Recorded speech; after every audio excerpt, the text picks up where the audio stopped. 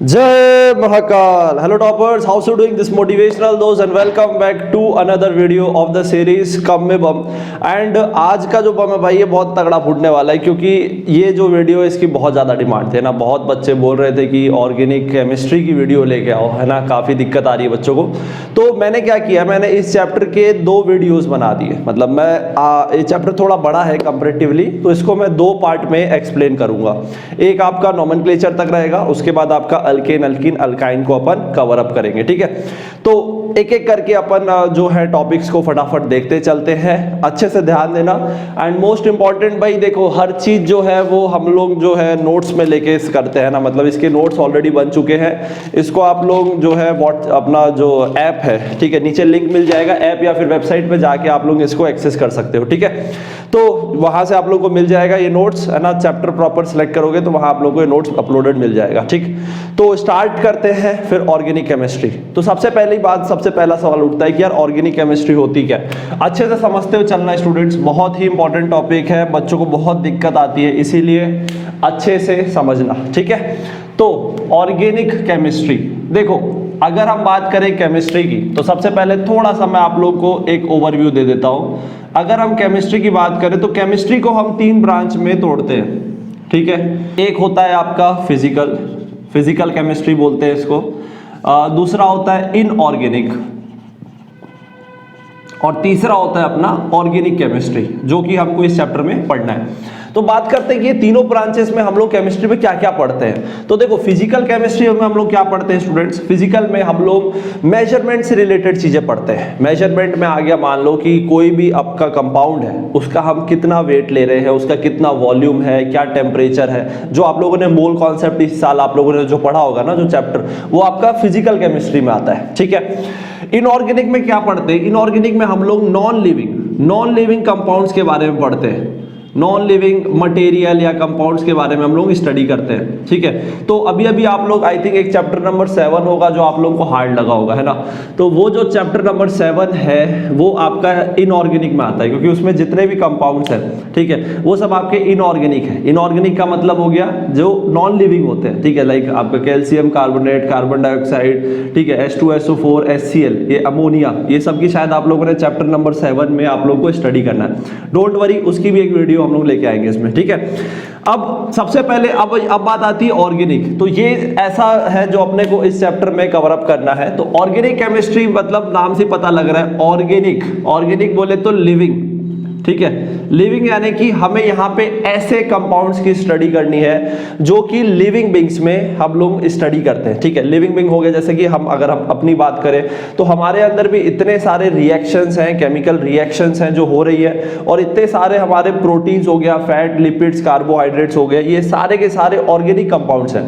तो ये कैसे बनते हैं, ठीक है, और इनका नोमेनक्लेचर कैसे करते हैं, इनकी फिजिकल प्रॉपर्टीज क्या होती है, इनकी केमिकल प्रॉपर्टीज क्या होती है, ये सब हम लोग ऑर्गेनिक केमिस्ट्री में स्टडी करते हैं. स्टूडेंट्स, एक यहाँ पे बहुत बड़ा सवाल उठता है कि सर, और अगर हम तीनों ब्रांच में बात करें तो ऑर्गेनिक केमिस्ट्री जो ब्रांच होती है वो सबसे बड़ी होती है. उसका रीजन ये होता है क्योंकि यहाँ पे जो ऑर्गेनिक कंपाउंड्स होते हैं ना, वो बहुत सारे होते हैं. ठीक है, लाइक उसका क्यों इतने सारे होते हैं, क्यों इतने सारे ऑर्गेनिक कंपाउंड बनते हैं, ये अभी हम आने वाले टॉपिक्स में हम लोग डिस्कस करेंगे. ठीक है, so because as there are millions of organic compounds, इसीलिए ऑर्गेनिक केमिस्ट्री को पढ़ने में थोड़ा समय लगता है. इनकी प्रॉपर्टीज, इनके नोमेनक्लेचर का मतलब नेमिंग, यानी कोई भी कंपाउंड की नेमिंग करना है तो कैसे करते हैं, उनकी क्या क्या प्रॉपर्टीज होती है, ये सब हम लोग को यहाँ पे पढ़ना पड़ता है. ठीक है, तो अब हम लोग ऑर्गेनिक केमिस्ट्री स्टार्ट करने वाले हैं. एक एक करके टॉपिक डिस्कस करेंगे, अच्छे से ध्यान देना. ठीक है, तो आप लोग नोट्स में देख सकते हो, नोट्स को साथ साथ टैली करते चलना,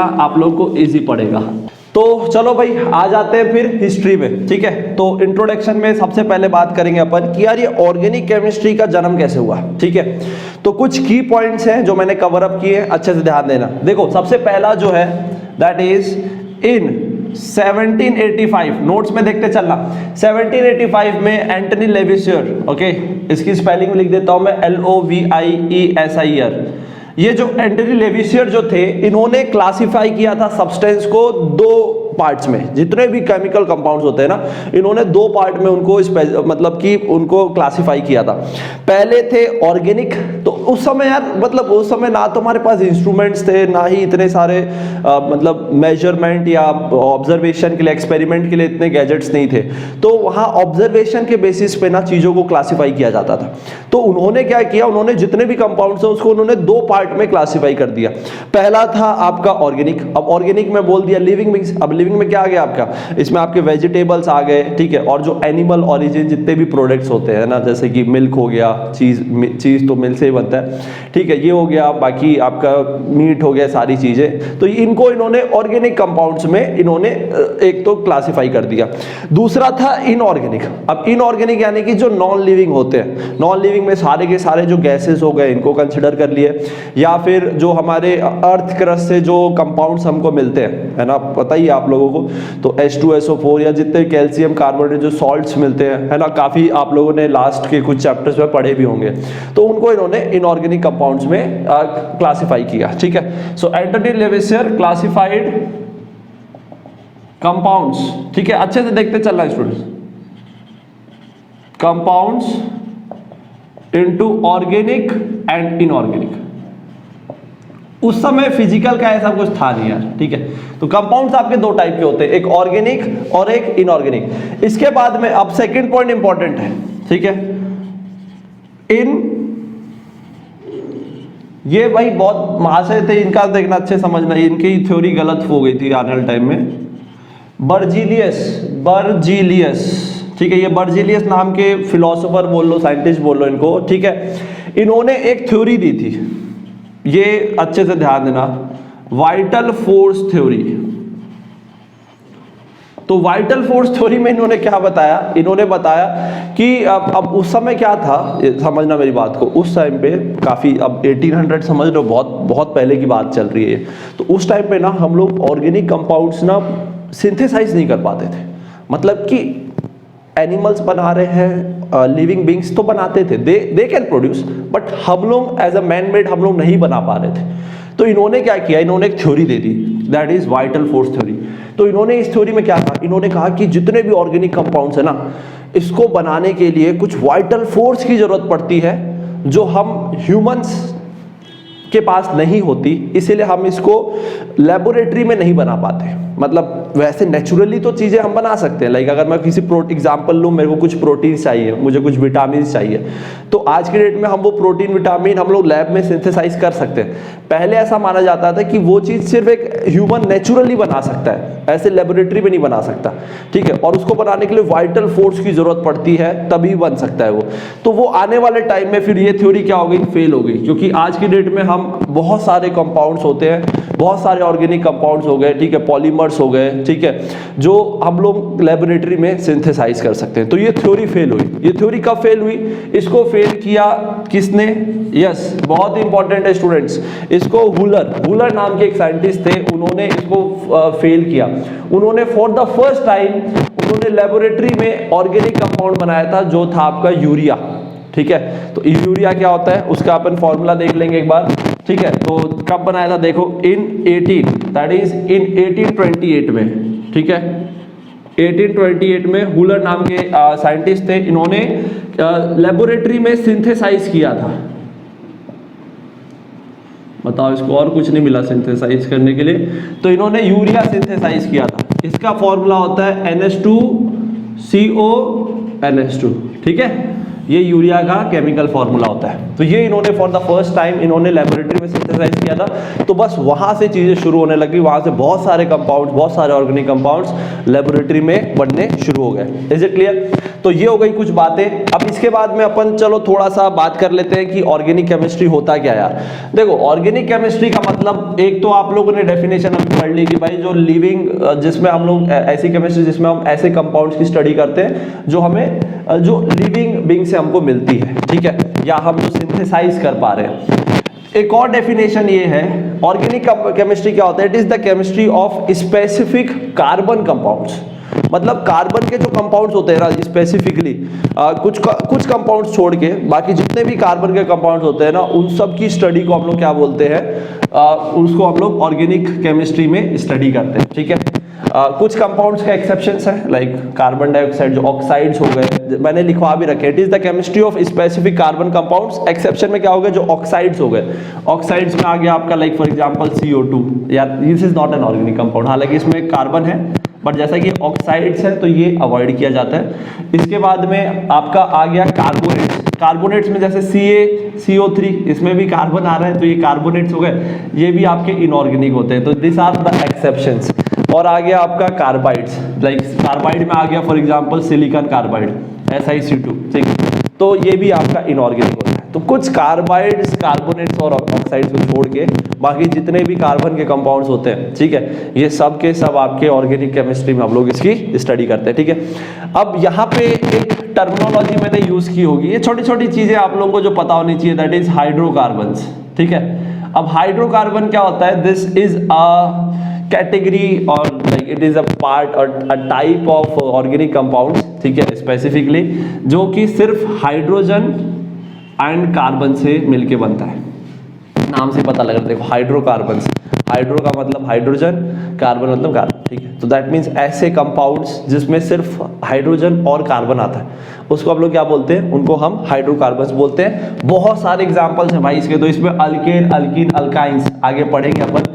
ये सब के सब क्या होते हैं आपके, जैसे कि एक एग्जांपल बता देता हूँ, एक अल्केन फैमिली है एक, ये it's like a family, okay. इसका एक प्रोडक्ट आ जाता है, मान लो CH4, ठीक है, दिस इज मीथेन। ये सब आगे अपन डिस्कस करेंगे, इनका नेमिंग वेमिंग सारी चीजें। तो यहाँ पे आप देख सकते हो सिर्फ कार्बन और हाइड्रोजन, एक कार्बन है और 4 हाइड्रोजन है, तो that means this is a hydrocarbon, ठीक है। और ये अल्केन है, इसका नाम मीथेन होता है, ठीक है। तो ये आगे नॉमेनक्लेचर जब करेंगे तब हम लोग स्टडी करेंगे, ठीक है। तो ऐसे बहुत सारे होते हैं, methane, ethane, alkane, alkene, alkyne, so this all are like hydrocarbons, ठीक है। अब आगे आप लोग देख सकते हो कि कुछ 1-2 पॉइंट्स मैंने और कवर किए हैं, दैट इज नेचुरल सोर्स। तो ऑर्गेनिक कंपाउंड के नेचुरल सोर्स क्या क्या होते हैं प्लांट्स में, तो देखो आपके कार्बोहाइड्रेट्स होते हैं, एसिड्स होते हैं कई सारे जो प्लांट्स में बनते हैं, ठीक है, जैसे ग्लूकोज, फ्रक्टोज, ये सब आपके कार्बोहाइड्रेट्स है जो हम लोग कंज्यूम करते हैं ना, हम लोग प्लांट्स खाते हैं तो भाई उससे हमको एनर्जी मिलती है, ठीक है। एनिमल्स में वो जैसे यूरिया, इसको सिंथेसाइज भी किया गया था लेबोरेटरी में, एंड यूरिया हो गया, प्रोटीन, फैट्स, ये सारे के सारे लिपिड्स, ये सब के सब आपके ऑर्गेनिक कंपाउंड्स हैं जो एनिमल्स में होते हैं, ठीक है। और कोल्स, नाउ सी हियर, कोल में भी आप लोगों के ऑर्गेनिक कंपाउंड्स होते हैं, यानी कि अर्थ क्रस्ट में भी जो डाइज होती है आपकी, ठीक है, डाइज मतलब समझ लो कलर्ड कंपाउंड, उनको डाइज बोलते हैं, ठीक है। तो जो डाइज होती है, जो ड्रग्स हो गए, ड्रग्स मतलब ड्रग्स दवाइयाँ होती हैं, दवाइयाँ जितनी भी दवाइयाँ होती है ऑलमोस्ट लाइक कई ऑर्गेनिक होती है, ठीक है, कुछ इनऑर्गेनिक से बनती है, तो वो हम लोग जो है कंज्यूम करते हैं, ठीक। तो ये कुछ सोर्स हो गए नेचुरली जो मिलते हैं हमको। इंपॉर्टेंस ऑफ ऑर्गेनिक कंपाउंड, अब यहाँ पे कुछ इंपॉर्टेंस क्या हो गया भाई, फूड में कार्बोहाइड्रेट हो गया, वो एक ऑर्गेनिक कंपाउंड है। ड्रग्स में ऑक्सोडाइज, अब ड्रग्स तो यार बहुत बड़ा ब्रांच है, मतलब है ना, उसमें तो इतने सारे कॉम्प्लेक्स कंपाउंड्स होते हैं। ड्रग्स मीन्स मेडिसिन्स, ठीक है। थर्ड, क्लोथिंग में आपके पॉलीमर्स हो गए, पॉलिस्टर्स हो गए, ठीक है, कॉटन हो गया, ये सारे के सारे ऑर्गेनिक कंपाउंड्स हैं। फ्यूल हो गया, फ्यूल में पेट्रोल हो गई, ठीक है, एंड आपके यस पेट्रोल में भी खूब सारे होते हैं ना, पेट्रोल, डीजल, ये सब एक्चुअल में क्रूड ऑयल होता है, उसके फिर हम फ्रैक्शनल डिस्टिलेशन करके अलग अलग लेवल से अलग अलग हम लोग क्या करते हैं, ऑर्गेनिक कंबस्टेबल सब्सटेंस यहाँ से हम एक्सट्रैक्ट करते हैं। मेडिसिन में आपका पेनिसिलिन का पेनिसिलिन होता है, पता है पेनिसिलिन किसने बताया था? Yes, this is the first vaccine, ठीक है, जो आई थी, मतलब सबसे पहली वैक्सीन बनी है, अलेक्जेंडर फ्लेमिंग ने इसको बनाया था, ठीक है। I think this is used for the curable of malaria के क्योर में, है ना। एंटीबायोटिक तो पता ही होगा ना, वैक्सीन, ठीक है, वैक्सीन क्या होती है भाई, एंटीबॉडीज जो बनाती है, जो हमारे बैक्टीरिया और ये वायरस से ट्रीटमेंट से जो यूज होती है, ठीक है। Is it clear? तो ये सब ऑर्गेनिक है। तो यू कैन जस्ट इमेजिन कि यार ऑर्गेनिक केमिस्ट्री कितनी, मतलब, और एंड ट्रस्ट मी, जितनी ज्यादा ये वाइड है ना उतनी ज्यादा ये इंटरेस्टिंग भी है। बस आप लोग एक बार प्रॉपर चीजें समझने लग जाओगे ना तो आप लोगों को बहुत इंटरेस्टिंग लगेगा, सबसे इंटरेस्टिंग होती है ना। अगर तीनों ब्रांच में हम बात करें तो ऑर्गेनिक केमिस्ट्री सबसे इंटरेस्टिंग होती है। तो ये हो गया एक इंट्रोडक्शन जो आप लोगों को मिल गया। अब हम लोग मेन टॉपिक्स में आ जाते हैं, ठीक है। तो बहुत सारी चीजें बता दी मैंने। अब सबसे पहला टॉपिक स्टार्ट करने वाला हूँ kind of, that is carbon. तो before studying organic chemistry carbon के बारे में जानना जरूरी है, क्योंकि मैंने बताया कि अधिकतर जो ऑर्गेनिक कंपाउंड्स होते हैं उनमें कार्बन होता ही है, सभी में इनफैक्ट कार्बन होता है। तो कार्बन ऐसा क्या है कि व्हाट आर द प्रॉपर्टी, ऐसी क्या प्रॉपर्टीज होती है जो कार्बन को इतना यूनिक बनाती है, तो ये हम लोग डिस्कस करेंगे, ठीक है। सो यस स्टूडेंट्स, अब आपका इंपॉर्टेंट टॉपिक यहाँ से आपका एक तरह से चैप्टर शुरू होता है। तो the topic is second topic is versatile nature. Versatile का मतलब होता है यार जो बहुत सारे नेचर शो करता हो, ठीक है, जिसके बहुत सारी प्रॉपर्टीज हो, जिसके अंदर बहुत सारी क्वालिटीज हो, उसको वर्सेटाइल बोलते हैं। तो versatile nature of carbon discuss करेंगे कि यार कार्बन में ऐसा क्या खास है कि इतने सारे वो कंपाउंड बना पाता है। सो कुछ इंपॉर्टेंट पॉइंट्स हैं। सबसे पहला जो है दैट इज टेट्रावैलेंसी, ठीक है। तो आई थिंक बहुत सारी चीज़ें आप लोगों को इसमें पता भी होगी, तो ध्यान देते चलना अच्छे से, ठीक है भाई। सो टेट्रावैलेंसी, तो आप लोगों को पता है जो कार्बन होता है, अगर हम कार्बन का थोड़ा सा स्टडी करें तो कार्बन होता है C612, है ना। इसका मतलब कार्बन का एटॉमिक नंबर 6 होता है। एटॉमिक नंबर 6 होता है मतलब कि इसके पास 6 इलेक्ट्रॉन होते हैं, 6 प्रोटॉन और 6 न्यूट्रॉन होते हैं, ठीक है। तो यहाँ पे अगर मैं इसका बनाऊँ थोड़ा सा, तो लाइक अगर मैं एटॉमिक स्ट्रक्चर बनाऊँ तो फर्स्ट सेल में 2 इलेक्ट्रॉन होते हैं, उसके बाद में आपके अराउंड अब 6 यानी कि 2 अंदर है, फिर ये 4। तो आप लोग देख सकते हो कि कार्बन के आउटर मोस्ट शेल, जिसको हम लोग वैलेंस शेल भी बोलते हैं, इसमें 4 इलेक्ट्रॉन्स होते हैं। अब 4 इलेक्ट्रॉन्स होते हैं तो यार ये थोड़ा बहुत आप लोगों ने केमिकल बॉन्डिंग में पढ़ा होगा कि किसी भी एटम में, है ना, कि आउटर मोस्ट शेल में अगर 4 इलेक्ट्रॉन है, इसका मतलब कि उस ऑक्टेट रूल, वो अपना ऑक्टेट रूल फॉलो करता है। ऑक्टेट यानी कि स्टेबल होने के लिए उसको 8 इलेक्ट्रॉन चाहिए भाई। कोई भी एटम है उसको स्टेबल होने के लिए 8 इलेक्ट्रॉन चाहिए। तो इसके पास 4 इलेक्ट्रॉन है। अब बात आती है कि यार ये भी 8 कैसे बनेगा, ठीक है। तो ये 8 बनने के लिए क्या करेगा, ये अपने चारों इलेक्ट्रॉन को एक एक दूसरे एटम के साथ क्या करेगा, शेयर करेगा, ठीक है, शेयर करेगा। और शेयरिंग कैसे होती है, जब शेयरिंग होती है तो कैसा बॉन्ड बनता है, कोवैलेंट बॉन्ड बनता है, ठीक है। तो ये कोवैलेंट बॉन्ड बनाएगा, तो उससे क्या होगा, इसके 4 इलेक्ट्रॉन और जो 4 बाकी के जो 4 इलेक्ट्रॉन जिसके साथ ये शेयर कर रहा है, तो ऐसे करके 4 इसके 4 दूसरों के ऐसे मिला के इसके पास टोटल 8 इलेक्ट्रॉन हो जाएंगे और इसका ऑक्टेट फुलफिल हो जाएगा और ये स्टेबल हो जाएगा। तो इसीलिए जो कार्बन होता है वो 4 कोवैलेंट बॉन्ड बनाता है, ठीक है। और इस टेट्रावैलेंसी का मतलब कि इसकी वैलेंसी क्या है, इसकी वैलेंसी 4 है। ये 4 इलेक्ट्रॉन शेयर कर रहा है, इसलिए इसकी वैलेंसी क्या है, 4 है, ठीक है। तो आपका जो कार्बन है वो टेट्रावैलेंट एटम है, ठीक है। तो ये 4 आपका ये क्या बनाएगा, it will make 4 covalent bond. अब आप खुद सोच सकते हो यार कि कोई भी अगर एटम 4 बॉन्ड बना रहा है तो सोचो कितना, मतलब कितना बड़ा स्ट्रक्चर बन सकता है, कितने सारे कंपाउंड्स बन सकते हैं, है ना। 4 अलग अलग मान लो एटम के साथ भी जुड़ेगा डिफरेंट, तो एक नया कंपाउंड बन जाएगा, फिर वो 4 और किसी से जुड़ेंगे, तो ऐसे करके। इसीलिए दिस इज द रीजन कि ऑर्गेनिक केमिस्ट्री में इतने सारे कंपाउंड्स होते हैं, और उसका सबसे बड़ा रीजन है क्योंकि वो सारे के सारे कार्बन से बना होते हैं, और कार्बन क्या होता है, टेट्रावैलेंट होता है, ठीक है। तो ये एक सबसे बड़ी प्रॉपर्टी है, ठीक है। दूसरा हम देखते हैं सेकेंड जो रीजन है आपका, ठीक है, that is this is a very important, this is the reason why organic chemistry has lots of organic compounds. ये सबसे बड़ा रीजन है, कैटिनेशन, ठीक है। अब ये कैटिनेशन क्या होता है, जो कार्बन होता है ना, इसके अंदर ये कैटिनेशन की प्रॉपर्टी होती है। अब कैटिनेशन क्या होता है सुन लो, कैटिनेशन ऑफ एन एलिमेंट, ठीक है, tendency of an element to form chains of identical atoms, ठीक है। एक बार मैं लिख दे रहा हूं, tendency of element to form chains, कैसी chain, long chains of identical, अच्छे समझ लेना भाई, ये थोड़ा सा बच्चों को कंफ्यूजिंग लगता है, ऑफ आइडेंटिकल एटम्स।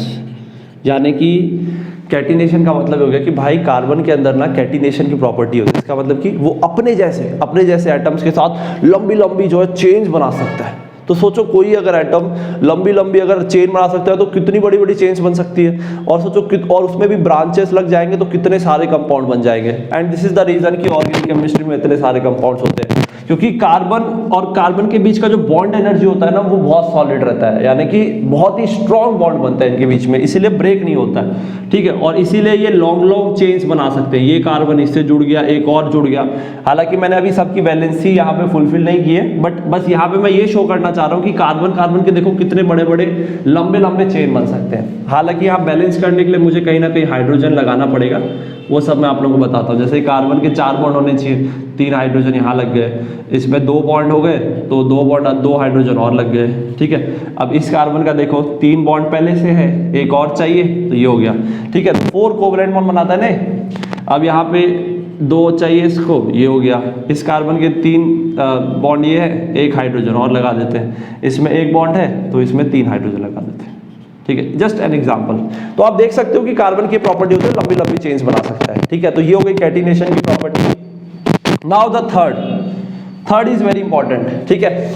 यहाँ पे आप लोगों को कैटिनेशन में मैं थोड़ा सा और बता देता हूँ जो मैंने नोट्स में कवर की है। Catenation is maximum in carbon because it has bond maximum bond energy, ठीक है। अब यहाँ पे देखो किस किस टाइप के बन सकते हैं। एक तो स्ट्रेट बन सकता है, ठीक है। एक आपका ये ब्रांच में बन सकता है, मतलब कि इस तरीके से एक चेन तो है, इस चेन में भी एक का ब्रांच भी है, तो ब्रांच में भी बना सकते हैं, ठीक है। और रिंग बना सकते हैं। रिंग में आप लोगों ने बेंजीन सुना होगा, बेंजीन बहुत फेमस है ये, ठीक है। ये बेंजीन का स्ट्रक्चर है। ये किसका स्ट्रक्चर है? बेंजीन का। एक सेकेंड, डबल बॉन्ड यहाँ पे, ये यहाँ लगना है और ये यहाँ लगना है। ये बेंजीन है भाई, ठीक है। इसको हम बोलते हैं बेंजीन। ये रिंग होता है, रिंग शेप्ड होता है बेंजीन। इसका फॉर्मूला होता है C6H6। जो फेमस है ना उनको याद रखना, ये कुछ इंपॉर्टेंट है। आप देख सकते हो यहाँ पे single double bond, single double bond है और 6 आपके कार्बन है। अब देखो हाइड्रोजन बैलेंस कैसे करूंगा मैं, ठीक है। हर एक का देखो, ये कार्बन है, इसके पास कितने बॉन्ड हो गए? एक डबल में 2 बॉन्ड होते हैं, 1 2 और 3, तो 1 बॉन्ड और चाहिए इसको, ये इसका हाइड्रोजन हो गया। यहाँ देखो ये 2 और एक 3, एक और चाहिए, ये इधर एक हाइड्रोजन। हर एक में एक हाइड्रोजन लग जाएगा। चेक कर लेना भाई। कई बच्चों को ऐसे बैलेंसिंग नहीं आता है, बहुत ही सिंपल है यार। बैलेंसिंग मतलब कार्बन के 4 बॉन्ड होने चाहिए, ठीक है। तो जितने बन चुके हैं उतने गिन लो, 4 में से माइनस करो, उतने हाइड्रोजन जोड़ दो यार, सिंपल सी बात है। तो ये हो गया। जैसे कि रिंग स्ट्रक्चर बनाता है, ठीक है, तो डबल बॉन्ड बनाता है, ट्रिपल बॉन्ड भी बनता है, कार्बन कार्बन के बीच में ट्रिपल बॉन्ड बनता है, डबल बॉन्ड बनता है, सिंगल बॉन्ड बनता है। तो दिस इज द रीजन कि आपके इतने सारे कंपाउंड्स कार्बन के पॉसिबल हो पाते हैं। थर्ड जो रीजन है ये बहुत यूनिक है, ये आप लोगों को पढ़ना भी है, दैट इज आइसोमर्स, ठीक है। तो आइसोमर्स का मतलब होता है same chemical formula but different forms, different structural formula. यानी कि कंपाउंड का जो फॉर्मूला रहेगा वो तो सेम रहेगा, लेकिन जब हम उसको रिप्रेजेंट करेंगे तो अलग अलग स्ट्रक्चर दिखेगा, ठीक है, अलग अलग तरीके से दिखेगा। इसका एग्जांपल मैं आप लोगों को बताता हूँ। एक बार डेफिनेशन पढ़ लेता हूँ। Carbon containing organic forms isomers. Isomers have same molecular formula. देखो ये इसका पूरा का पूरा टॉपिक है, इसको अपन डिस्कस करेंगे अपन, ठीक है, जब आगे मैं करवाऊंगा तो सेम आपका मॉलिक्यूलर फॉर्मूला सेम होगा। अब आप लोग बोलोगे सर ये मॉलिक्यूलर फॉर्मूला क्या होता है? भाई सब पता चलेगा, एक बार देखते चलो बस, ठीक है, अच्छे से ध्यान देते चलो, सब समझ में आएगा, ठीक है। Same molecular formula but different, ठीक है, बट डिफरेंट स्ट्रक्चरल फॉर्मूला। एक प्यारा सा एग्जांपल दिखाता हूं मैं आप लोगों को, ठीक है। हालांकि इसका तो पूरा कंपाउंड बहुत बड़ी है, मतलब ये वाला भी आइसोमर बहुत बड़ा टॉपिक होता है। आप लोगों के में भी दे रखा है 10th में, जितना दे रखा है तो पूरा पढ़ाऊंगा, ठीक है। तो एक एग्जांपल देख लो पहले, like for example this is carbon, okay, ठीक है। यहाँ पे अब देख सकते हो 2 है, इसमें 2 लगाता हूँ मैं, एक लगा देता हूँ Cl, एक इधर लगा देता हूँ मैं फॉर एग्जांपल CH3, या फिर कुछ और कंपाउंड लगा, सिंपल H लगा देता हूँ। Is it clear? सिंपल सी बात है, ठीक है। यहाँ पे देख लो, यहाँ पे मैं लगा देता हूँ फॉर एग्जांपल Cl और यहाँ पे मैं H लगा देता हूँ, ठीक है। अब यहाँ पे आप देख सकते हो कि इसका जो मॉलिक्यूलर फॉर्मूला है, ठीक है। अभी molecular formula, structural formula, condensed formula, ये जस्ट इसके बाद वाला टॉपिक है, उसमें एक्सप्लेन करूंगा। यहाँ पे एक बार फॉर्मूला देख लो, यहाँ पे 2 कार्बन है, 2 क्लोरीन है और 2 हाइड्रोजन है, सही है, ठीक। अब यहाँ पे देखना,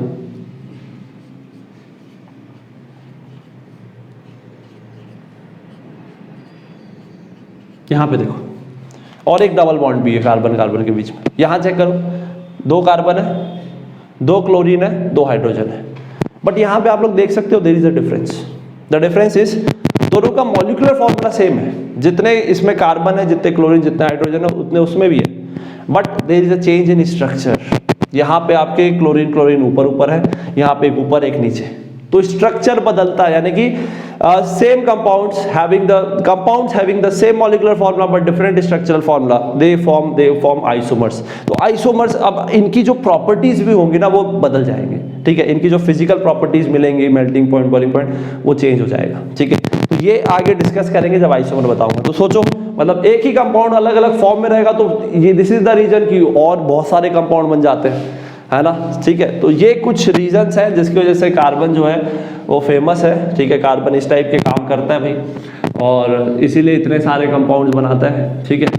एंड इसीलिए ऑर्गेनिक केमिस्ट्री बहुत बड़ी हो जाती है और इसलिए इसको स्टडी करने में थोड़ा टाइम लगता है, ठीक है। So this is all about carbons. And अगला टॉपिक मैं अभी आप लोगों को कवर करने वाला हूँ, the difference between organic chemistry and inorganic, ठीक है। छोटा सा टॉपिक है, उसको डिस्कस कर लेंगे, उसकी प्रॉपर्टीज, फिर एक एक करके फिर अपन क्लासिफिकेशन करेंगे ऑर्गेनिक कंपाउंड। फिर अभी जो मैं बता रहा था molecular structure, molecular formula, condensed formula, structural formula, वो सब भी अपन डिस्कस करेंगे, ठीक है। ध्यान देना अच्छे से।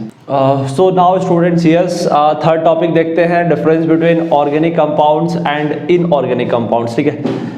इंपॉर्टेंट टॉपिक है, पता, इससे आप लोगों को पता चल जाएगा कि भैया ऑर्गेनिक और इनऑर्गेनिक में क्या डिफरेंस होता है ऐसे कंपाउंड्स में। तो एक एक करके इनका मैं क्लासिफिकेशन करूंगा, ठीक है। आप लोग नोट्स में देखना, मैंने ऑलमोस्ट सारी चीज़ कवर की है इसमें। तो एक साइड में बना देता हूँ ऑर्गेनिक कंपाउंड्स, ठीक है। तो this are like organic compounds, okay. And इधर है आपके इनऑर्गेनिक। ध्यान रखना ऑर्गेनिक मतलब कि जिसमें कार्बन है, लिविंग, जो लाइक लिविंग कंपाउंड से जो बनते हैं, ठीक है, वो आपके ऑर्गेनिक हो गए। इनऑर्गेनिक यानी कि जो अर्थ क्रस्ट में मिलते हैं। ये एक इमेज बना के चलना, ठीक है।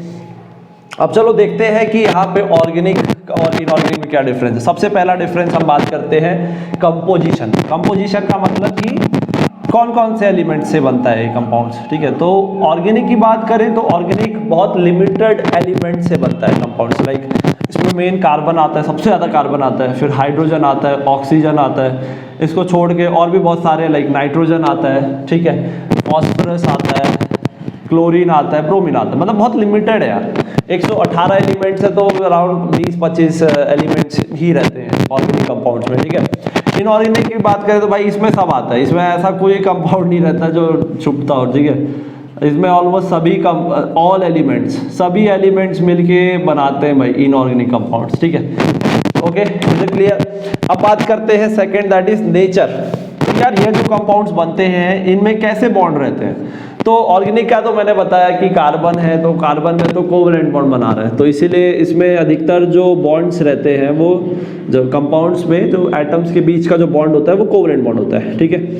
आयनिक में बात करें तो आयनिक में अधिकतर, मेजॉरिटी की बात करें तो इसमें आयनिक बॉन्ड्स बनते हैं, ठीक है। आयनिक बॉन्ड को इलेक्ट्रोवैलेंट बॉन्ड भी बोलते हैं भाई, ठीक है। आयनिक मतलब समझते हो ना, यहाँ पे शेयरिंग नहीं होती है। यहाँ पे जब बॉन्ड बनता है तो इलेक्ट्रॉन की शेयरिंग नहीं होती है। यहाँ पे दो अगर एटम बॉन्ड बना रहे हैं तो एक एटम आपका इलेक्ट्रॉन डोनेट करता है और दूसरा इलेक्ट्रॉन को एक्सेप्ट करता है। तो एक में पॉजिटिव चार्ज आता है, एक में नेगेटिव चार्ज, ये आप लोगों ने पढ़ा भी होगा, ठीक है। अब थर्ड देख लेते हैं, melting and boiling point. Now this is important, okay. So यहाँ पे ध्यान देना, मेल्टिंग और बॉइलिंग पॉइंट कैसा रहता है, मतलब इन जनरल।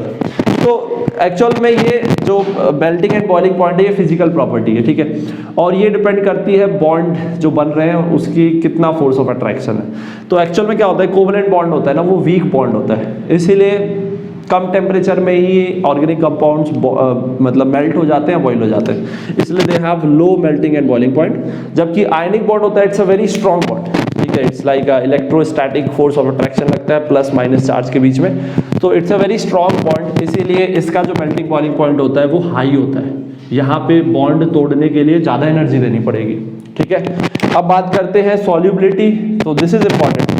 सॉल्युबिलिटी, यहाँ पे एक प्रॉपर्टी बताऊंगा, उसको याद रखना, सॉल्युबिलिटी इन वाटर। तो वाटर क्या है, वाटर इनऑर्गेनिक कंपाउंड है, ये तो पता ही होगा आप लोगों को, H2O। तो एक प्रॉपर्टी होती है लाइक, है ना, लाइक है ना, लाइक मतलब क्या होता है, like dissolve like, sorry, like dissolve like. यानी कि अगर ये इनऑर्गेनिक है तो इनऑर्गेनिक में इनऑर्गेनिक कंपाउंड ही डिसॉल्व करेंगे, सॉल्यूबल होंगे। डिसॉल्व मतलब सॉल्यूबल हो गए, ऑर्गेनिक डिसॉल्युबल नहीं हो गए। तो लाइक ऑर्गेनिक में डिसॉल्व होते हैं, इनऑर्गेनिक में डिसॉल्व होते हैं, ठीक है। इसलिए वाटर आपका क्या इनऑर्गेनिक है, तो सॉल्युबिलिटी इसमें आपको क्या मिलेगी, इट्स सॉल्युबल मिलेगा ये, ठीक है। इनऑर्गेनिक में सॉल्युबल होगा और ये आपका इनसॉल्युबल होगा। ये प्रॉपर्टी हमेशा याद रखना, ये चीज़ अधिकतर मोस्ट ऑफ द कंपाउंड्स में ये लाई करते हैं, मतलब अप्लाई होती है। अब कंडक्शन ऑफ इलेक्ट्रिसिटी की बात करें, ठीक है, नोट्स देखते चलना रे भाई, है ना, उसमें प्रॉपर लिखा है मैंने। तो इलेक्ट्रिसिटी की बात करें तो देखो आयनिक कंपाउंड्स में आयंस होते हैं, चार्ज होते हैं, तो ऑब्वियस ही बात है यहाँ पे हाई होगा, they will have high, they are good and they are like non conductors, क्योंकि यहाँ पे आपके फ्री इलेक्ट्रॉन्स नहीं बन पाते, आयंस नहीं बन पाते, इसीलिए इनके में इलेक्ट्रिसिटी का कंडक्शन नहीं होता है, ठीक है, ऑर्गेनिक में। इनऑर्गेनिक में होता है। सेम एक और बात कर लेते हैं, दैट इज कंबस्टिबिलिटी एंड वोलेटिलिटी, है ना। ये क्या होता है ये समझ लो। कंबस्टिबिलिटी मतलब कि फ्लेमेबल, कितना वो जलता है, कंबस्टेबल है कि नहीं, मतलब इसको आग लगाने से वो जलेगा कि नहीं जलेगा। और एक होता है वोलेटिलिटी का मतलब है कि अगर हम इसको खाली स्पेस में रख देंगे तो वो उड़ेगा कि नहीं उड़ेगा, उड़ना तो उड़ के वो गायब हो जाएगा, ठीक है।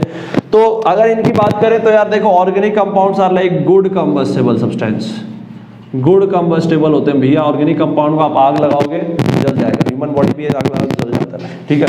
तो ये हो गया, they are also volatile also, okay, उड़ भी जाते हैं, ठीक है।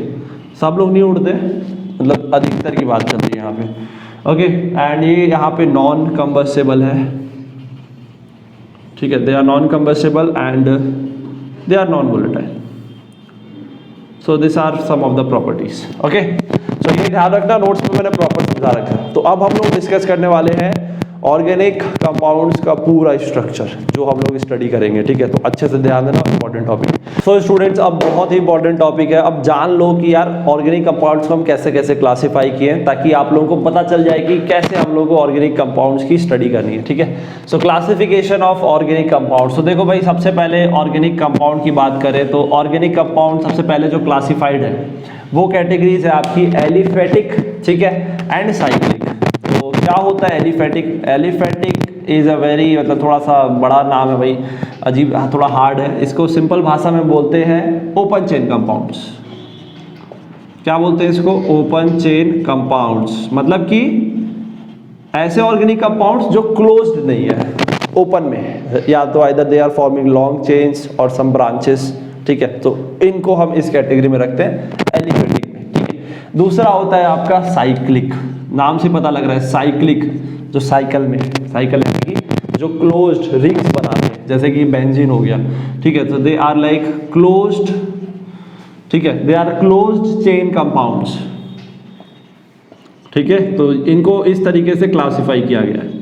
इसके बाद में अगर हम यहाँ पे बात करें एलिफेटिक में, तो एलिफेटिक में बहुत सारी कैटेगरीज है, लाइक वैसे तो ओपन में तो बहुत सारी हो सकते हैं, इसमें एक आप लोगों के लेवल पे जो जिस तरीके से मैं आप लोगों को पढ़ा रहा हूँ, इसमें एक कैटेगरी होती है जिसको हम बोलते हैं हाइड्रोकार्बन्स, ठीक है। हाइड्रोकार्बन मतलब कि they are like open chain and they have only hydrogen and carbon as an atom in the compound, okay.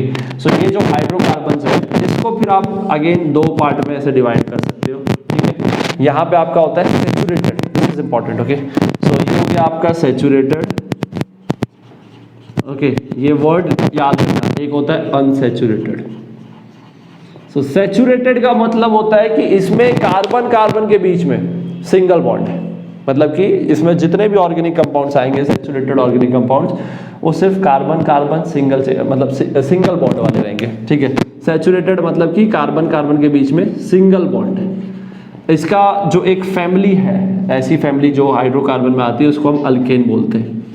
तो अल्केन्स जो होते हैं, इनका जनरल फॉर्मूला होता है CnH2n+2, ठीक है। ये अभी अपन डिस्कस भी करेंगे आगे। तो यहाँ पे आप, मतलब अगर हम बात करें लाइक फॉर एग्जांपल, कुछ एग्जांपल्स ले लेते हैं, जैसे कि मीथेन। यहाँ आप देख सकते हो, यहाँ तो हालांकि एक ही कार्बन है, तो इतना कोई दिक्कत वाली बात नहीं है। तो ये कैसे बना, देखो यहाँ पे n की वैल्यू मैंने 1 रखी, तो ये देखो C1H, n की वैल्यू 1, 2 × 1, 2 + 2 4, CH4, ये बन गया, ठीक है। तो तो ये एक सीरीज है, एक फैमिली है पूरी। अब यहाँ पे 2 रखूंगा तो देखना क्या बनेगा, C2, n की वैल्यू 2 रख दो, 2 2 जा 4 4 4 + 2 6 H6। तो देखो ये कैसे बनेगा, कार्बन कार्बन ये भी सिंगल बॉन्ड रहेगा, तो 2 कार्बन हो गए। अब देखो 6 हाइड्रोजन लगाने हैं, 3 इधर लगेंगे, 1 2 3, 3 इधर लगेंगे, 1 2 3। क्लियर। वैसे ही आप लोग के लिए एक वर्क है इसके बाद वाला बनाना, इसके बाद में आएगा आपका C3 और यहाँ क्या हो जाएगा 3 2 जा 6 6 + 2 8। तो ये जनरल फॉर्मूला याद रखना, ये जनरल फॉर्मूला है अल्केन फैमिली का, ठीक है। तो ये होते हैं आपके सैचुरेटेड हाइड्रोकार्बन्स, ठीक है। अनसैचुरेटेड में आ जाता है यहाँ पे आपका डबल बॉन्ड और ट्रिपल बॉन्ड, यानी कि अगर कार्बन कार्बन के बीच की मैं बात कर रहा हूँ ना, अगर कार्बन कार्बन के बीच में आपका डबल या ट्रिपल बॉन्ड है तो ये आपका अनसैचुरेटेड होगा। तो इसके लिए हम नाम देंगे, एक देंगे अल्कीन्स, ठीक है। अगर डबल बॉन्ड है तो अल्कीन, अगर ट्रिपल बॉन्ड है, डबल भी है और ट्रिपल भी है, तो उनको फिर अल्काइंस बोलेंगे, ठीक है। तो ये आपका अल्काइंस हो गया, ठीक है। अब इनका जनरल फॉर्मूला देखो भाई, अल्केन का तो बता दिया मैंने, ठीक है, याद रख लेना। अब इसका होता है CnH2n, इसमें H2n +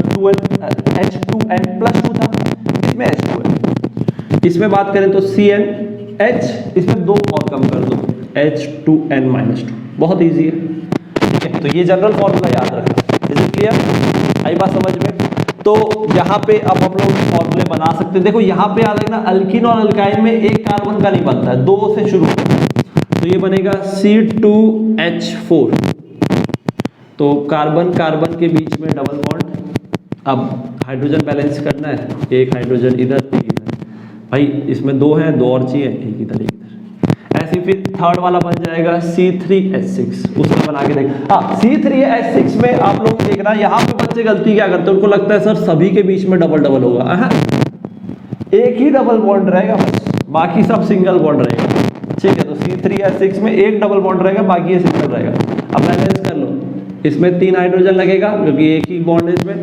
इसमें कार्बन के पास 3 बॉन्ड हो चुके हैं, सिर्फ 1 हाइड्रोजन लगाओ। इसमें 2 बॉन्ड हो चुके हैं, सिर्फ 2 लगाओ। बैलेंस कर लो, 1 2 3 4 5 6, ठीक है। C4H8 में एक डबल बॉन्ड रहेगा, बाकी सब सिंगल बॉन्ड रहेंगे, ठीक है। ट्रिपल बॉन्ड में अब देख लो, 2 से शुरू होगा, C2, 2 2 जा 4 4 - 2 C2H, ठीक है। तो यहाँ पे आपका ट्रिपल बॉन्ड आएगा, ऐसे एक हाइड्रोजन यहाँ लगेगा, एक यहाँ लगेगा, ठीक है। अब 3 वाला आ जाएगा C3H, 3 2 जा 6 6 - 4। तो यहाँ पे एक ट्रिपल बॉन्ड रहेगा, बाकी एक सिंगल बॉन्ड, इसको आप बैलेंस कर लेना, ठीक है। तो ये हम लोग को पढ़ना है, अल्केन अल्कीन अल्काइन, ये सब आपके हाइड्रोकार्बन्स में आते हैं। इनको हम सैचुरेटेड बोलते हैं, इन दोनों को आप लोग अनसैचुरेटेड बोलते हैं। आप समझ में आ गई, क्लियर है ना। कई बच्चों को कंफ्यूजन हो गया, अब आई थिंक आप लोग को ये चीज कॉन्सेप्ट क्लियर होगा, ठीक है। अब बात करते हैं साइक्लिक। तो साइक्लिक हम लोग को इतना ज्यादा पढ़ना नहीं है, बट फिर भी थोड़ा सा डिस्कशन कर लेते हैं। साइक्लिक में अगेन आपके 2 टाइप के कंपाउंड्स आ जाते हैं, एक होता है होमोसाइक्लिक, एक होता है हेट्रोसाइक्लिक। नाम से पता लग रहा है, होमो मीन सेम। तो अगर मान लो आपका जो साइकिल में जितने भी एटम्स हैं, अगर वो सेम एटम होंगे तो वो क्या होगा आपका, वो आपके होमोसाइक्लिक होगा। लाइक फॉर एग्जांपल बेंजीन अभी मैंने बनाया था। यहाँ पे आप देख सकते हो कि इस रिंग में जितने भी एलिमेंट्स हैं इस रिंग में, वो सब कार्बन के। बाहर कुछ भी उससे कोई फर्क नहीं पड़ता, रिंग में जितने भी एटम्स हैं वो सब होने चाहिए, सेम एलिमेंट्स होने चाहिए। तो ये हो गया आपका होमोसाइक्लिक। बहुत सारे बन सकते हैं यार, ऐसे वाले भी बनते हैं, साइक्लोपेंटेन बोलते हैं इसको, ठीक है, सेम है। तो ये आपके होमोसाइक्लिक आते हैं। हेट्रो का मतलब होता है कि रिंग में आपके एक से ज्यादा एलिमेंट्स के एटम होते हो, ठीक है। इसमें एक एग्जांपल हो गया आपका, लाइक फॉर एग्जांपल ये हो गया C, यहाँ पे N है मान लो, ठीक है। इसका नाम पता करना भाई, ठीक है, इस तरीके से, ठीक। इसके पास एक लोन पेयर भी होता है, तो वो हम यहाँ लगा सकते हैं। तो आप यहाँ पे बाकी बैलेंस कर लेना। मैंने हाइड्रोजन बैलेंस नहीं किया है, कई बार हम लोग यार थोड़ी करते रहेंगे। आप लोग इधर बैलेंस कर लेना है सब, इधर 3 है, एक इधर लग जाएगा, एक इधर लग जाएगा, एक इधर, ठीक है। तो यहाँ आप देख सकते हो, this is another compound, but यहाँ पे कार्बन के साथ साथ उस रिंग में नाइट्रोजन भी आ रहा है, तो ये आपका हेट्रोसाइक्लिक है। तो हेट्रोसाइक्लिक इतना अपने को पढ़ना नहीं है, होमोसाइक्लिक थोड़ा बहुत पढ़ना है, बाकी मेन हमको इन तीनों के बारे में स्टडी करनी है, अल्केन अल्कीन और अल्काइंस के बारे में, ठीक है। इसलिए आपके सिलेबस में क्लास 12th में जब आप जाओगे तो वहाँ पे फिर आपको थोड़ा ज़्यादा डिटेल में पढ़ना पड़ेगा। Is it clear?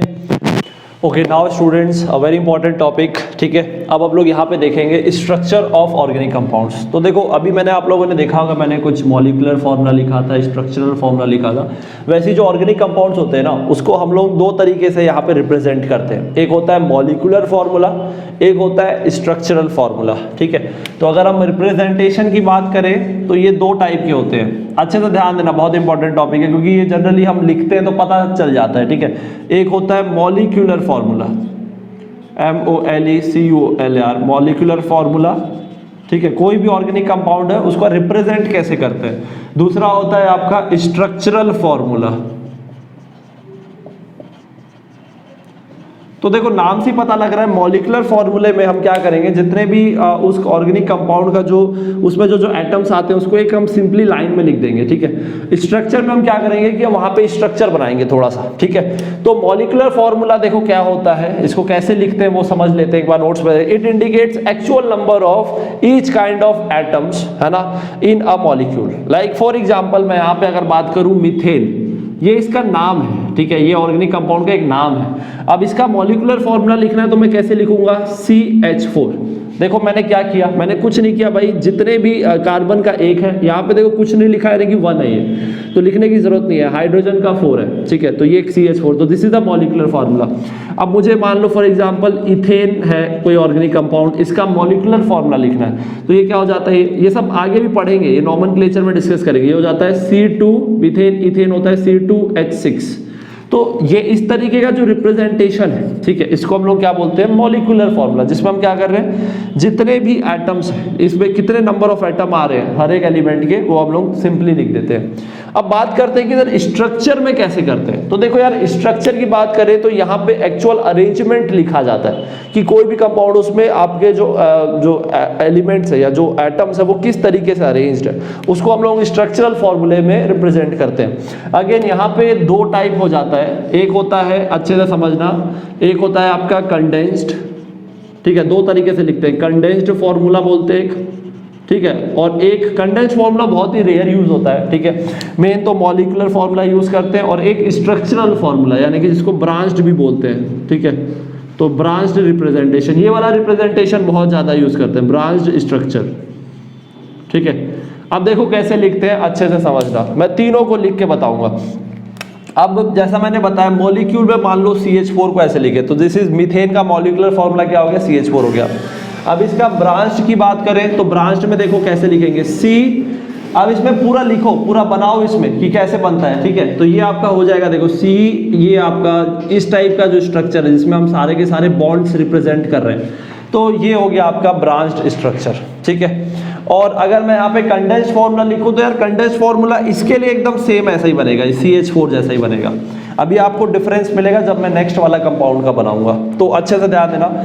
इथेन में देखो, अब जैसे इथेन का मॉलिक्यूलर फॉर्मूला C2H6 है, ठीक है। अब इसका ब्रांच में देखो कैसे बनेगा, ब्रांच में सबको फैला फैला के पूरा बना दो भाई एकदम अच्छे से।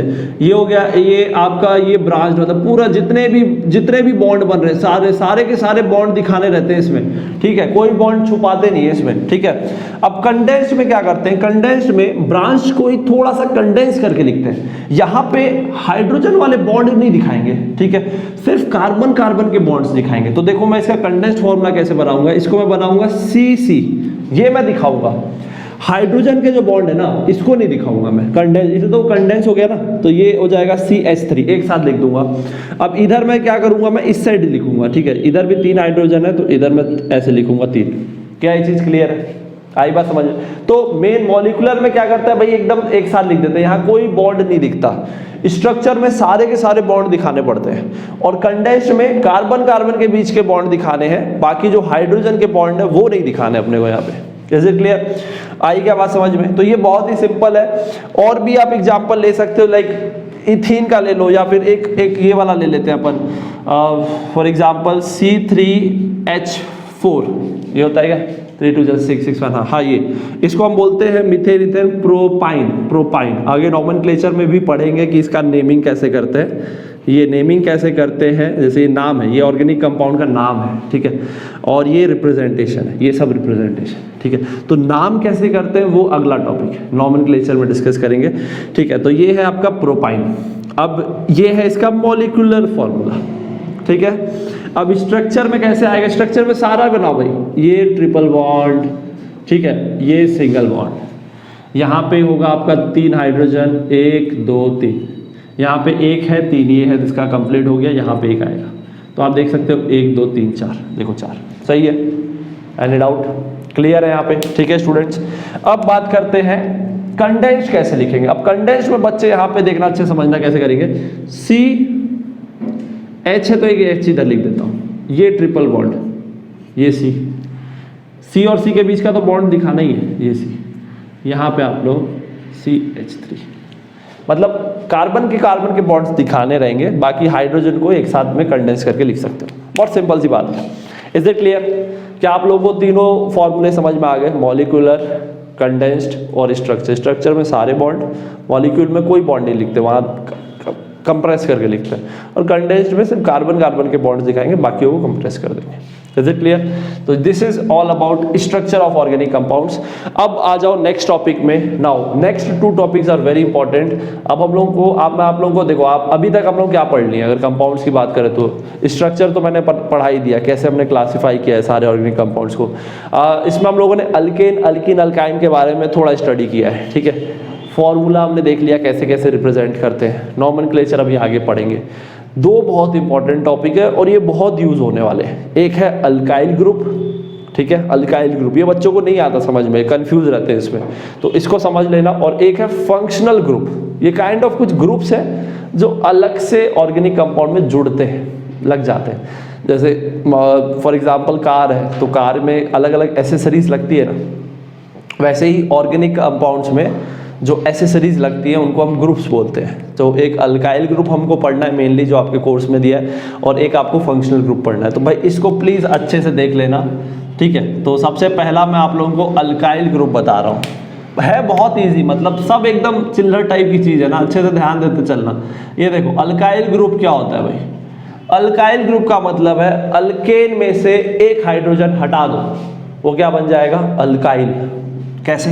जैसे कि अल्केन है ना, देखो ऐसे एक जनरल फॉर्मूला लिखता हूँ, अल्केन में -1 हाइड्रोजन एटम माइनस कर दोगे तो क्या बन जाएगा, अल्काइल। बहुत आसान है, मतलब एकदम हलवा चीज़ है यार ये। देखो कैसे, जैसे मीथेन, अब इसमें सबसे पहला अल्केन फैमिली का सबसे पहला कंपाउंड क्या होता है, मीथेन। अब मीथेन में आप 1 हाइड्रोजन हटा दो। अब देखो मीथेन को कैसे लिखेंगे, ऐसे, ये इसका मॉलिक्यूलर फॉर्मूला है, ये इसका स्ट्रक्चरल फॉर्मूला है, ठीक है। इसमें से 1 हाइड्रोजन अपन हटा दिए तो ये क्या बनेगा, ये कैसा दिखेगा, देखो ये दिखेगा भाई साहब 3 हाइड्रोजन तो यहाँ पे दिखेंगे और 1 इधर से खाली दिखेगा, हट गया ना यार, बॉन्ड तो रहेगा ही। तो इसी को हम लोग क्या बोल देते हैं, ये बन गया मीथेन से बन गया मिथाइल। तो ये कैसा ग्रुप है आपका, मिथाइल ग्रुप है। अब केमिकली कैसा दिखता है, देखो इसमें से 1 हाइड्रोजन हटा दिए, मतलब मॉलिक्यूलर फॉर्मूले से दिखाना है तो ये आपका क्या बन जाएगा, CH3, या इसको ऐसे पर लिख देते हैं, एक इधर खाली बॉन्ड है, ये आपका CH3, ये मिथाइल हो गया। Is it clear? बहुत सिंपल है, मतलब अल्केन में से 1 हाइड्रोजन हटा दो, अल्काइल बन जाएगा। ऐसे इथाइल, प्रोपाइल, इथेन कैसे बनेगा, जैसे ये है आपका इथेन C2H6, इसका 1 हाइड्रोजन आप माइनस करोगे तो क्या बनेगा, C2H5, और 1 हाइड्रोजन का जो है वो एक बॉन्ड यहाँ पे ऐसे दिखाते हैं। तो ये ग्रुप है, ये गुच्छा है, ये कहीं ना कहीं जाके जुड़ जाएगा भाई, ठीक है, समझ गए। तो ये एक ग्रुप होता है, ये काइंड ऑफ एसेसरी है, जैसे कार में होती है ना एसेसरीज हम लोग लगाते हैं सामने में, है ना, सामने में जो गार्ड्स लगाते हैं, पीछे लगाते हैं, तो वो क्या जुड़ते हैं, कार में अलग से जोड़ते हैं। वैसे ही ये ऑर्गेनिक कंपाउंड्स में अगर हम कोई एक ग्रुप जोड़ देते हैं तो अल्काइल ग्रुप है, इसको अल्काइल ग्रुप्स बोलते हैं। दिस इज मिथाइल, एंड ये इथेन से बना है इसलिए इसको इथाइल बोलेंगे। कितना आसान है ना। तो अल्काइल ग्रुप आप लोग याद रखना, यूज होते हैं, अभी नॉमेनक्लेचर करेंगे तब यूज होगा। एक और जो होता है दैट इज फंक्शनल ग्रुप। अब यार ये फंक्शनल ग्रुप बहुत इंपॉर्टेंट है, नाम से ही पता लग रहा है, ये ऐसे ग्रुप्स हैं जो जब किसी भी ऑर्गेनिक कंपाउंड में जुड़ते हैं तो उसका पूरा फंक्शन बदल देते हैं। फंक्शन इन द सेंस उसकी पूरी केमिकल प्रॉपर्टीज बदल देते हैं, समझ रहे हो। केमिकल मतलब कि अब वो किसी अलग तरीके से बिहेव करेंगे, वो अलग तरीके के केमिकल रिएक्शन शो करेंगे, ठीक है। तो उनको हम बोलते हैं फंक्शनल ग्रुप। अल्काइल ग्रुप जोड़ने से ऐसा कोई फर्क नहीं होगा। अल्काइल ग्रुप जोड़ोगे तो फिजिकल प्रॉपर्टीज चेंज हो जाएगी, मतलब थोड़ा सा मेल्टिंग पॉइंट बढ़ जाएगा, बॉइलिंग पॉइंट बढ़ जाएगा, बस मतलब ये चीज़ हो जाएंगे, वॉल्यूम बढ़ जाएगा, डेंसिटी कम हो जाएगी, इस टाइप से होगा। लेकिन फंक्शनल ग्रुप ऐसा है कि भाई साहब ये अगर किसी ऑर्गेनिक कंपाउंड में जुड़ गया तो उस पूरे ऑर्गेनिक कंपाउंड का फंक्शन ही बदल जाएगा, उसकी केमिकल रिएक्शन ही बदल जाती है, ठीक है। तो ये थोड़ी खतरनाक चीज होती है यार, ठीक है, समझ रहे हो।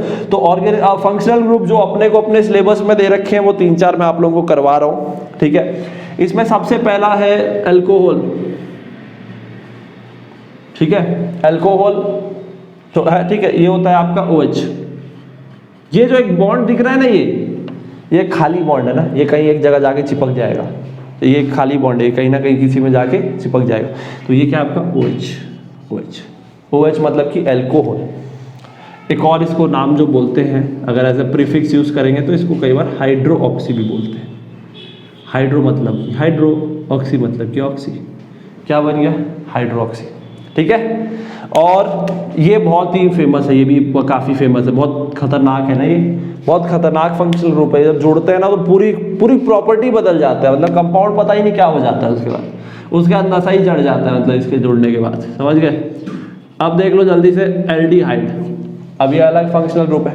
अब इसमें क्या होता है, इसमें आपका ये यहाँ ये वो जैसे जुड़ेगा, ये CHO, इसको लिखते कैसे देखो, एक बॉन्ड कैसे, CHO ऐसे भी लिख देते हैं इसको, CHO शॉर्ट में।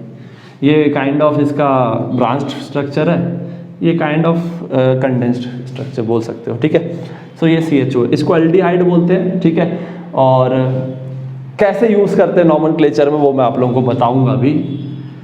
एक थर्ड है कार्बोक्सिलिक, ये सबसे खतरनाक होता है। सबसे खतरनाक कार्बोक्सिलिक है, उससे थोड़ा छोटा एल्डिहाइड, उससे फिर थोड़ा छोटा अल्कोहल, है ना, मतलब प्रायोरिटी ऑर्डर में ऐसा कहा जाता है। सो कार्बोक्सिलिक में क्या होता है आपका COOH, ठीक है। इसको अगर आप लोगों को मुझे थोड़ा सा स्ट्रक्चर फॉर्मूला लिखना है तो ये बनेगा C एक खाली है भाई, यहाँ से ये अटैक करने के लिए रेडी बैठा है, इधर 2, इधर 1 हाइड्रोजन और 1 ऑक्सीजन। ऑक्सीजन 2 बॉन्ड बनाता है, ठीक है, हाइड्रोजन 1 बॉन्ड बनाता है, कार्बन 4 बॉन्ड बनाता है। ये देखो ऑक्सीजन के 2 बॉन्ड, हाइड्रोजन का 1 बॉन्ड, ऑक्सीजन के इधर 2 और कार्बन के 4, ठीक है, ये हो गया। और एक चौथा जो चटर पटर अपने को पढ़ना है वो है हैलाइड ग्रुप। हैलाइड समझते हो, हैलाइड मतलब कि जो आपका ग्रुप 17 होता है ना, कौन सी फैमिली होती है आपके पीरियोडिक टेबल में, हैलाइड, हैलोजन फैमिली।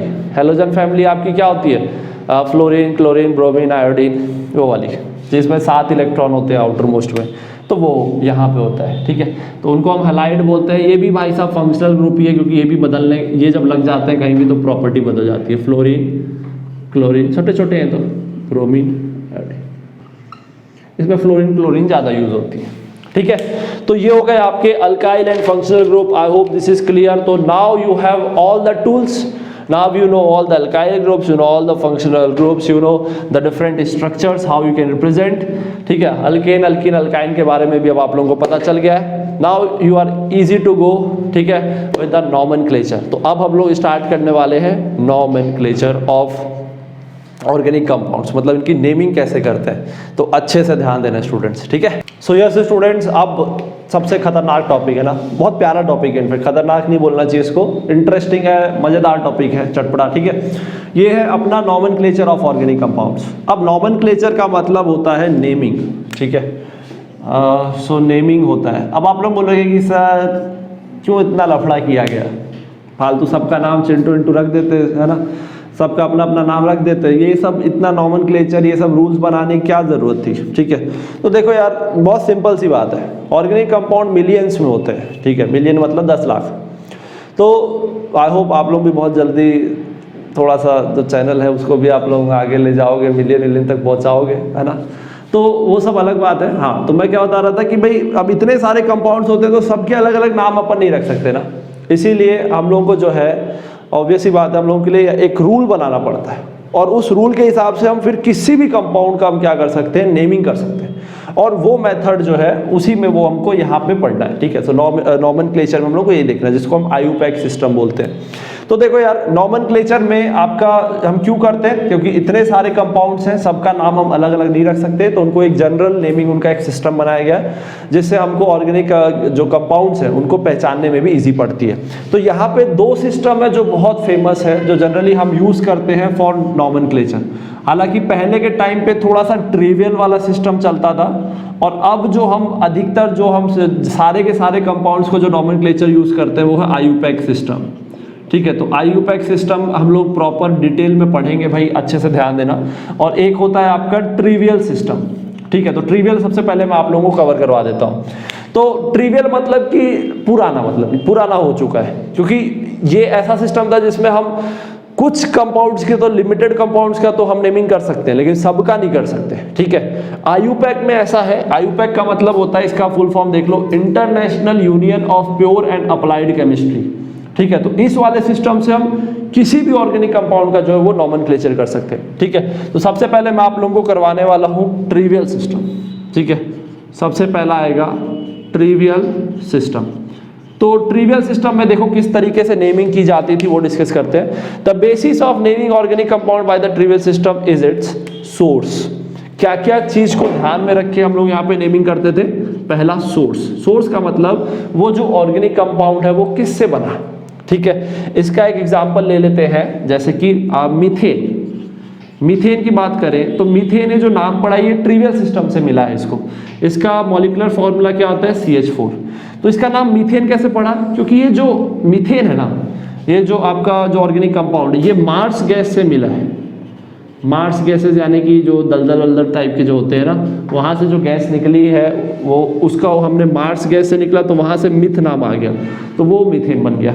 ठीक है, तो सोर्स के बिहाफ पे हो सकता है। कई बार लैटिन और ग्रीक वर्ड से भी हम लोग उठा लेते हैं। ठीक है, ट्रिवियल में तो कोई ऐसा प्रॉपर सिस्टम नहीं है सोर्स क्या है, या कोई ग्रीक नेम से उठा ली। जैसे कि आपको एक एग्जाम्पल बताता हूँ बहुत प्यारा है, एसिटिक एसिड। अब एसिटिक एसिड का जो नाम पड़ा वो कैसे पड़ा? एसिटिक एसिड जो है ये आपका विनेगर। ठीक है, vinegar is the source of acetic acid. तो विनेगर को लैटिन में बोलते हैं, इसका लैटिन नाम होता है दैट इज एसिटम। तो एसिटम से बन गया acetic acid. Is it clear? इसका फॉर्मूला होता है CH3COOH, acetic acid. Is it clear? हालांकि इसका IUPAC नेमिंग अलग मिलेगा। ठीक है, ये सब ट्रिवियल सिस्टम है। ट्रिवियल का मतलब कहीं मतलब किससे बना, ठीक है, वो या उसका लैटिन ग्रीक वर्ड उठा लिए, तो वहां से मतलब बहुत लिमिटेड एक्सेस इसका, इसलिए हम इसको जनरली ट्रिवियल सिस्टम को हम लोग फॉलो नहीं करते। ठीक है, बट फिर भी दे रखा है तो इसलिए मैं आप लोगों को ये चीज करवा रहा हूँ। ओके, अब और भी, अब इसका नॉमेनक्लेचर देखो, अब इसका नेमिंग देखना कैसे कैसे किया गया है। तो ट्रिवियल नॉमेनक्लेचर थोड़ा सा मैं आप लोगों को बताना चाहूंगा। ठीक है, ये आप लोगों के में दे तो नहीं रखा है बुक में, बट अच्छा है आप लोगों को पता रहेगा तो थोड़ा सा बढ़िया रहेगा। पहले अल्केन्स के लिए बताता हूँ ना, अल्केन, अल्किन, अल्काइन के लिए मेनली ये ज़्यादा फेमस है। ठीक है, ट्रिवियल सिस्टम। तो अल्केन में देखो सबसे पहला आता है मीथेन। ठीक है, रुको बता दे रहा हूँ मैं, ये देखो CH4, फिर आता है आपका C2H6, C3H8, C4H10, ऐसे करके चलता रहता है। अब देखो इसका नाम कैसे रखा गया है। ये जो शुरू के जो 4-5 है ना, इनको इनके सोर्स से रखा गया है। ये मार्स गैस से था तो मीथेन, वैसे ये कुछ ना कुछ सोर्स से होगा तो ये उसका इथेन हो गया, इथ आ गया, मतलब एन तो सब में लगा रहे हम लोग। ये भी कोई ना कोई सोर्स से है इसीलिए प्रोपेन, और ये भी कुछ ना कुछ सोर्स से है इसीलिए ब्यूटेन। Is it clear? तो कुछ ना कुछ ये सोर्स से बना है इसलिए क्या हो जाएगा, ये ब्यूटेन हो जाएगा। पेंट के लिए क्या हो जाएगा आपका C5H12। पेंट यहां से ना ग्रीक वर्ड से बनने लग गया। ये आपका पेंट जो है ना, ये आपका ग्रीक वर्ड में नंबरिंग के लिए यूज करते हैं। ठीक है, तो पेंट मतलब 5 होता है। अब यहाँ पे C6H14 ये आ जाएगा 6 मतलब कि हेक्स, तो हेक्सेन आ जाएगा। ठीक है, 7 है तो हेप्ट, 8 है तो ऑक्ट। तो इस तरीके से आपका जो है अल्केन का नॉमेनक्लेचर होता है। Is it clear? अब यहाँ पे बात करते हैं सेकेंड, दैट इज अल्काइन। अब यहाँ पे ध्यान देना अच्छे से, अल्कीन का कैसे करेंगे अच्छे से समझने की कोशिश करना। अल्कीन में कैसे करते हैं, तो यस, ये देखो तो ये जो है बस ये लिमिटेड के लिए है, इससे बड़े कंपाउंड को आप आयु मतलब ट्रिवियल नोमेनक्लेचर से नहीं कर सकते, उसके लिए फिर आयुपैक सिस्टम अपने को क्या करना पड़ेगा, यूज करना पड़ेगा। तो अब देखो अल्कीन का कैसे होता है, अल्कीन का होता है C2H4, ठीक है। एक बार 2-3 कंपाउंड लिखता हूं मैं, C3H6 C4H8। अब देखो ट्रिवियल सिस्टम से इसका नोमेनक्लेचर कैसे होगा समझते हैं थोड़ा सा, ठीक है। तो C2H4 C3H6 कैसे करेंगे इसको देखना, थोड़ा सा अच्छे से ध्यान देना। तो देखो इसका थोड़ा सा तरीका अलग है, इसके लिए लास्ट में लगता है ईन, ठीक है, इज इट क्लियर। और ईन भी नहीं लगता, आइलिन लगता है, आइलिन, ठीक है। अल्कीन का क्या लगता है, आइलिन, ओके। तो 2 है, 2 कार्बन है, तो 2 कार्बन है तो भाई इथ, तो ये आ जाएगा इथ आइलिन। समझ में आई बात, क्लियर है, यहां तक समझ में आ गया कैसे हो रहा है ये अल्केन मीथेन इथेन प्रोप का ब्यूट का। ये तो मतलब लैटिन से उठे हैं ना, और ये आपके नंबरिंग है लैटिन ग्रीक के, हेक्स हेप्टॉक नॉन, ठीक है।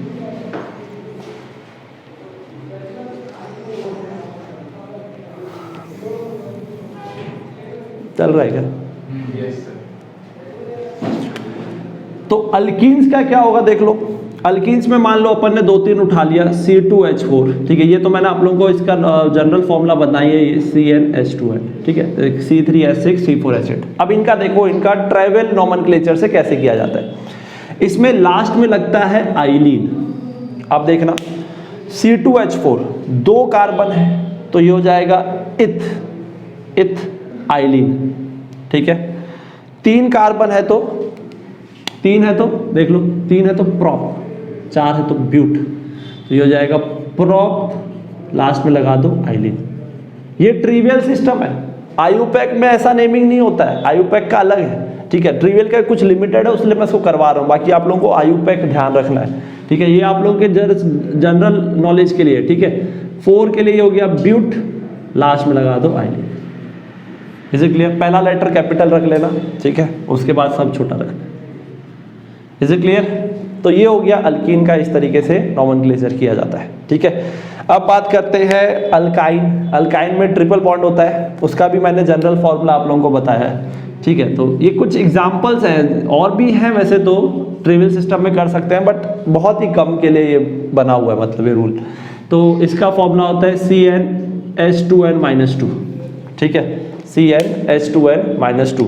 तो यहाँ पे देख लो क्या हो जाएगा, इसका 2-3 कंपाउंड का बताता हूँ, C2H4 C2H2 C3H4 C4H6, ऐसा है मान लो, है ना, सही है। अब देखो इसका कैसे नोमेनक्लेचर होता है। तो इसके नोमेनक्लेचर में देखना क्या लिखा जाता है, लास्ट में लिखा जाता है एसिटाइलिन, ध्यान देना अच्छे से, एसिटाइलिन। अब समझना, जो C2H2 है ना, इसी को एसिटाइलिन बोलते हैं, ये एसिटाइलिन है भाई, क्लियर। अब C3H4 को कैसे करेंगे, C3H4 में 2 कार्बन तो एसिटाइलिन बनाएगा, 1 कार्बन जो है वो मिथाइल बनाएगा। क्या बनाएगा? मिथाइल बनाएगा। तो उसको कैसे लिखेंगे, 3 कार्बन है तो 1 कार्बन के लिए मिथाइल, बाकी जो 2 हो गया C2H2 जो है उसके लिए एसिटाइलिन, ये लास्ट में लिखना है। एसिटाइलिन मतलब कि 2 कार्बन को शो कर रहा है। इसमें देखें तो इसमें आपके 2 कार्बन इज फॉर एसिटाइलिन, 4 थे तो 2 बचे, तो 2 के लिए हम क्या यूज करेंगे, अल्काइल ग्रुप से, 2 के लिए इथाइल, इथाइल है ना, तो 4 है तो 2 आपका इथाइल बनाएगा और 2 एसिटाइलिन के लिए, तो एसिटाइलिन तो सब में आएगा मतलब, ठीक है। Is it clear? यहां तक क्लियर है, ठीक है। तो ये चीज ध्यान रखना, बस यहां से आप लोगों को ये ध्यान रखना है, 1 carbon means meth, 2 is for eth, 3 is for prop, 4 is for but, 5 is for pent, 6 is for hex. या ये आयुपैक में भी ना, ये वाली चीज है जो आयुपैक में कॉपी की गई है, यूज की गई है, ठीक है। उसमें भी ऐसे यूज करते हैं, उसमें रूट वर्ड और वो सारे रूल्स होते हैं, तो वो अपन डिस्कस करेंगे। अल्काइनो एक एल्कोहल का जैसे बताता हूँ मैं, एक 4 जैसे कई कुछ एल्कोहल वाले कुछ कंपाउंड्स है, मान लो जैसे कि एक सिंपल सा बताता हूँ, CH3OH, OH लगा है मतलब कि एल्कोहल फंक्शनल ग्रुप है इसमें, ठीक है। तो इसका नेमिंग कैसे करेंगे, इसका सिंपल है, ये क्या है आपका, ये कैसा ग्रुप है, CH3 C2H5 बताया था, अल्काइल ग्रुप। तो ये कैसा एक कार्बन है तो ये बन गया मिथाइल, ठीक है। ये क्या बनेगा आपका एल्को, ऐसे लिख देते हैं। C2H5 है तो इथाइल एल्कोहल। तो इस तरीके से मतलब ट्रेवल सिस्टम में ऐसे किया जाता है। बाकी आयुपैक सिस्टम का थोड़ा सा तरीका जो है वो डिफरेंट है, ठीक है। सो ट्रैवल सिस्टम में मैंने आप लोगों को बहुत सारी चीज़ बताए हैं and this is more than sufficient, मतलब इतना कर लोगे तो बहुत है भाई, आराम से मतलब बन जाएगा। अब यहाँ पे आयुपैक थोड़ा बड़ा है और वो इम्पॉर्टेंट भी है, ठीक है। So what I am thinking is कि आयुपैक सिस्टम आप लोग को अगले वीडियो में, है ना, ये वीडियो आपका 2 शॉर्ट वीडियो है, 2 शॉर्ट में एक वीडियो आज बनी है, एक अगली वीडियो एक और बनेगी, उसमें आपका IUPAC, isomerism, alkane, alkene, alkyne तीनों की प्रॉपर्टीज, तो वो वीडियो कंपैरेटिवली थोड़ी सी बड़ी होने वाली है, ठीक है। तो उसमें हम लोग ये टॉपिक्स को कवर करेंगे, ठीक है। एंड आई होप आप लोगों को आज की क्लास अच्छी लगी हो, ठीक है, एंड आपको सारे टॉपिक समझ में आ गए होंगे। सो कॉन्ग्रेचुलेशंस एवरीवन, आप लोगों को ऑर्गेनिक केमिस्ट्री अब थोड़ी समझ में आने शुरू लग गई होगी। एंड जानने के लिए कि आयुपैक सिस्टम का नोमेनक्लेचर कैसे करते हैं एंड आइसोमेरिज्म कैसे करते हैं, अल्केन, अल्किन, अल्काइन करते हैं, तो ज़रूर इस वीडियो का नेक्स्ट वाला पार्ट जरूर देखना, ठीक है। चलो फिर, है ना, तो okay, that's all for now. See you motivational दोस्त in the next video. Till then stay motivated and keep learning, keep loving, keep doing whatever you love to do. Okay, so bye, take care, जय महाकाल।